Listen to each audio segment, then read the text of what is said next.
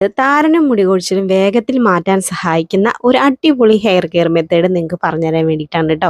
അപ്പോൾ എന്ത് തന്നെ തലയിൽ തേക്കുന്നതിന് മുന്നേ ആയിട്ട് ഹെയർ ഓയിൽ അപ്ലൈ ചെയ്യണത് വളരെ അത്യാവശ്യമാണ്. അപ്പോൾ തലയിലും മുടിയിലൊക്കെ ഞാൻ നന്നായിട്ട് നമ്മുടെ തന്നെ ഹെയർ ഓയിൽ ഉപയോഗിക്കുന്നുണ്ട്. നമ്മളിവിടെ കാണിക്കുന്നത് എൻ്റെ തന്നെ ഹെയർ കെയർ രീതിയാണ് കേട്ടോ. അപ്പോൾ നിങ്ങൾക്ക് ഇഷ്ടമായെങ്കിൽ നിങ്ങൾക്ക് ഫോളോ ചെയ്യാം.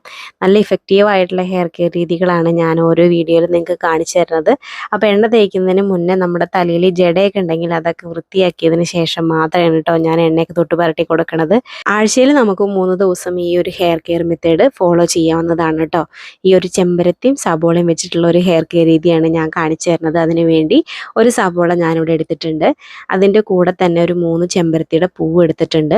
അത് നന്നായിട്ട് മിക്സിയിലിട്ട് അരച്ചെടുക്കുക. ഇതേപോലെ അരച്ചെടുത്തിട്ട് ഒരു ഷിഫോണിൻ്റെ തുണിയിൽ നന്നായിട്ടൊന്ന് പിഴിഞ്ഞെടുക്കുക. നല്ലൊരു വൃത്തിയുള്ള പാത്രത്തിലോട്ട് പിഴിഞ്ഞെടുത്താൽ മതി. എണ്ണ തേച്ച് കഴിഞ്ഞാൽ അപ്പം തന്നെ നമുക്ക് ഈ ഒരു ടിപ്സ് ഉണ്ടാക്കാൻ തുടങ്ങാം കേട്ടോ. അപ്പോൾ ആ ഉണ്ടാക്കുന്ന സമയം കൊണ്ട് തന്നെ നമ്മൾ തലയിൽ മുടിയിലൊക്കെ തേച്ചിട്ടുള്ള എണ്ണ നന്നായിട്ട് പിടിക്കുകയും ചെയ്യും. ഇനി നമുക്കത് തലയുടെ കൂട്ടിൽ നന്നായി തേച്ച് പിടിപ്പിച്ച് കൊടുക്കാം കേട്ടോ. അമർത്തി തേക്കേണ്ട ആവശ്യമൊന്നുമില്ല. വളരെ സാവധാനം എല്ലാ ഭാഗത്തും തേച്ച് പിടിപ്പിച്ച് കൊടുക്കുക.